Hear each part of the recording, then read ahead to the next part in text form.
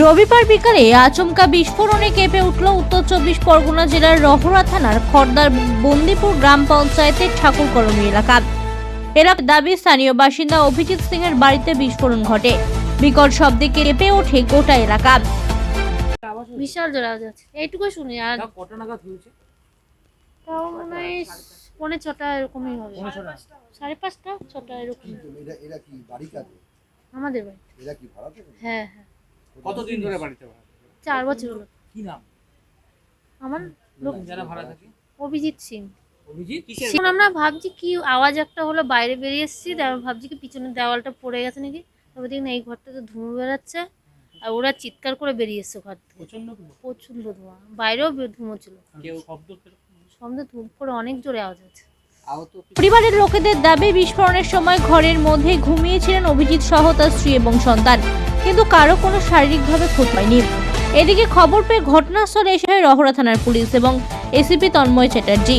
কি থেকে বিস্ফোরণ এবং এই বিস্ফোরক কোথা থেকে এলো তা পুলিশ খতিয়ে দেখছে।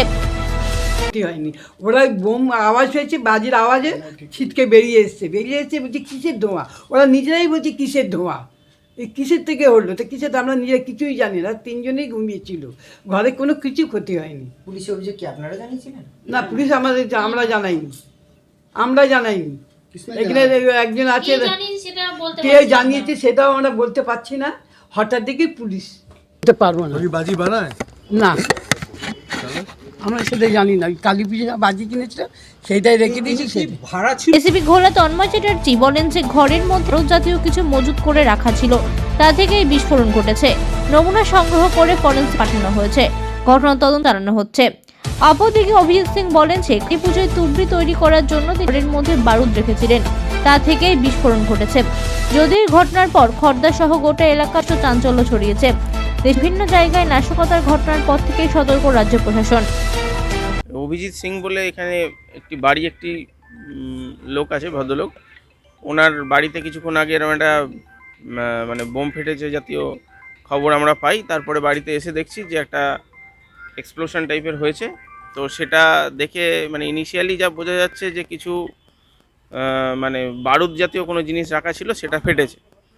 তো এখনও পর্যন্ত ইনজুরি কিছু হয়নি বা কোনো ইনজুরি এখনও আমরা দেখতে পাচ্ছি না। তো পুরোটা ওনাকে ইন্টারোগেশন করা হবে, প্লাস বাড়ি থেকে স্যাম্পেল নেওয়া হচ্ছে, কালেকশানগুলো ফরেন্সিকে পাঠানো হবে, গিয়ে দেখা হবে এক্স্যাক্ট কী থেকে হয়েছে। এইটুকুই আপাতত। বারুদ কি মজুত করা ছিল? বারুদ মজুদ ছিল। ও বাড়িতে যেটা ওর যেটা বক্তব্য আছে কি যে কোনো বাজি বানাতো, এরম ধরনের একটা বক্তব্য বলছে। তো সেটা ভেরিফাই করা হচ্ছে যে আদৌ কি ও যেটা বলছে সেটা সত্যি আছে কিনা, আর বারুদ আদৌ ফেটেছে কিনা না অন্য কিছু থেকে হয়েছে, সেটা ফরেন্সিকে পাঠানো হবে, সেখান থেকে কালেকশন করে জানা যাবে। ওকে কি আটক করা হলো? আমরা এখনো ভেরিফাই করছি, জিজ্ঞাসাবাদ করছি। এখনো পর্যন্ত কিছু পাওয়া যায়নি। কয়েকটা জিনিস যেগুলো নষ্ট হয়েছে আমরা কালেকশন করছি, বিভিন্ন স্যাম্পেল কালেকশন চলছে, করে জানা যাবে এক্স্যাক্ট কি হয়েছে। ফরেনসিক টিম আছে? হ্যাঁ, আমরা যা ডিউ প্রসেস আছে আমরা করবো সমস্ত কিছু।